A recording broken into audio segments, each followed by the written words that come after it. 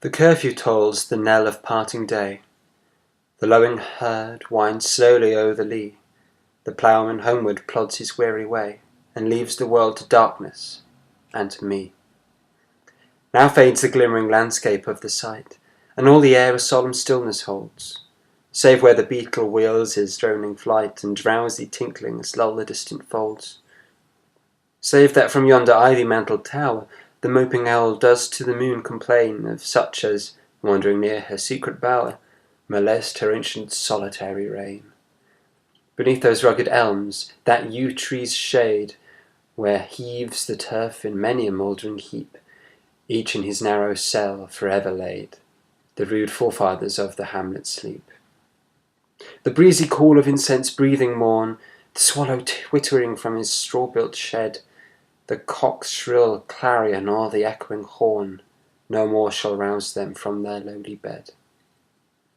For them no more the blazing hearth shall burn, or busy housewife ply her evening care.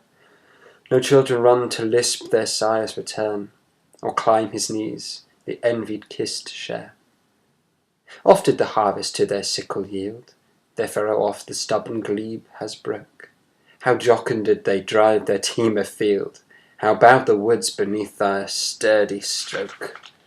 Let not ambition mock their useful toil, their homely joys and destiny obscure, nor grandeur hear with a disdainful smile the short and simple annals of the poor. The boast of heraldry, the pomp of power, and all that beauty, all that wealth e'er gave, awaits alike the inevitable hour. The paths of glory lead but to the grave. Nor you, ye proud, impute to these the fault, if memory o'er their tomb no trophies raise, where through the long-drawn aisle and fettered vault the pealing anthem swells the note of praise. Can storied urn or animated bust back to its mansion call the fleeting breath?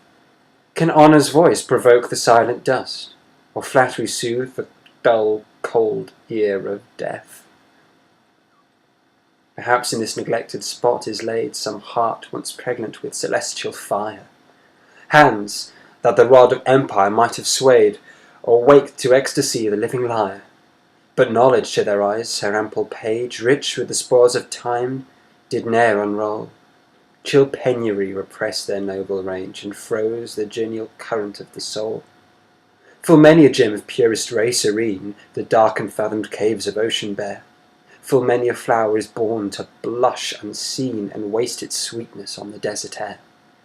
Some village Hampden, that with dauntless breast the little tyrant of his fields withstood, some mute inglorious Milton here may rest, some Cromwell, guiltless of his country's blood.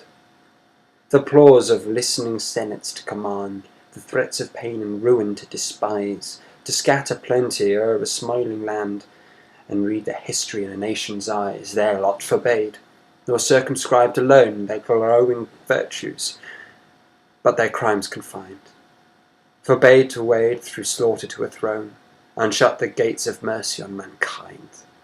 The struggling pangs of conscious truth to hide, to quench the blushes of ingenuous shame, or heap the shrine of luxury and pride with incense kindled at the muse's flame. Far from the madding crowd's ignoble strife, their sober wishes never learnt to stray.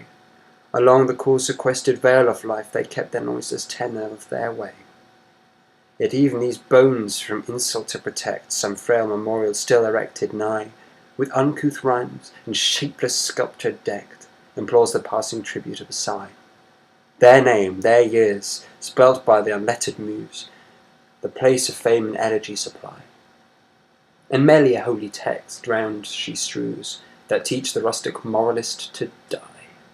For who, to dumb forgetfulness a prey, this pleasing anxious being e'er reigned, left the warm precincts of the cheerful day, nor cast one lingering look. No.